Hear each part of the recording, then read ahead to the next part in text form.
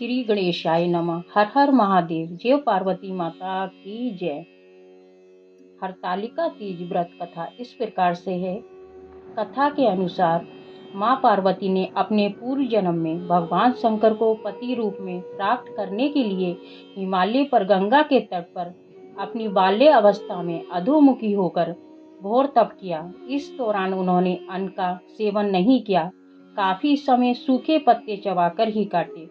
फिर कई वर्षों तक उन्होंने केवल हवा ही ग्रहण कर जीवन व्यतीत किया।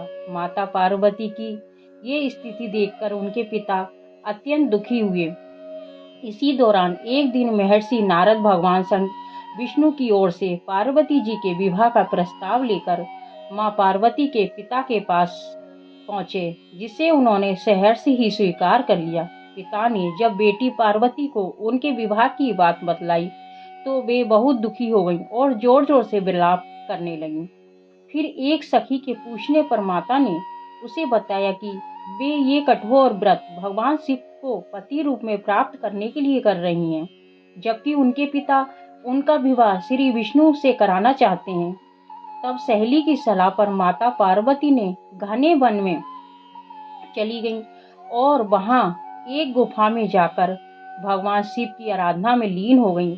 माँ पार्वती के इस तपस्वी रूप को नवरात्रि के दौरान माता शैलपुत्री के नाम से भी जाना जाता है। भाद्र शुक्ल तृतीया तिथि के हस्त नक्षत्र में माता पार्वती ने रेत से शिवलिंग का निर्माण किया और भोलेनाथ की स्तुति में लीन होकर रात्रि जागरण किया। तब माता ने के इस कठोर तपस्या से प्रसन्न होकर भगवान शिव ने उन्हें दर्शन दिए और इच्छानुसार उनको अपनी पत्नी के रूप में स्वीकार कर लिया। मान्यता है कि इस दिन जो महिलाएं विधि विधान पूर्वक पूर्ण निष्ठा से इस व्रत को करती हैं, वे अपने मन के अनुरूप पति को प्राप्त करती हैं। साथ ही यह पर्व दाम्पत्य जीवन में खुशी बनाए रखने के उद्देश्य से भी मनाया जाता है। हरतालिका तीज का नाम इस प्रकार से पड़ा कि उनकी सहेली ने, माता पार्वती की सहेली ने उनको हरण करके तपस्या के लिए साथ दिया था, इसलिए हरतालिका तीज व्रत के नाम से जाना जाता है। हर हर महादेव।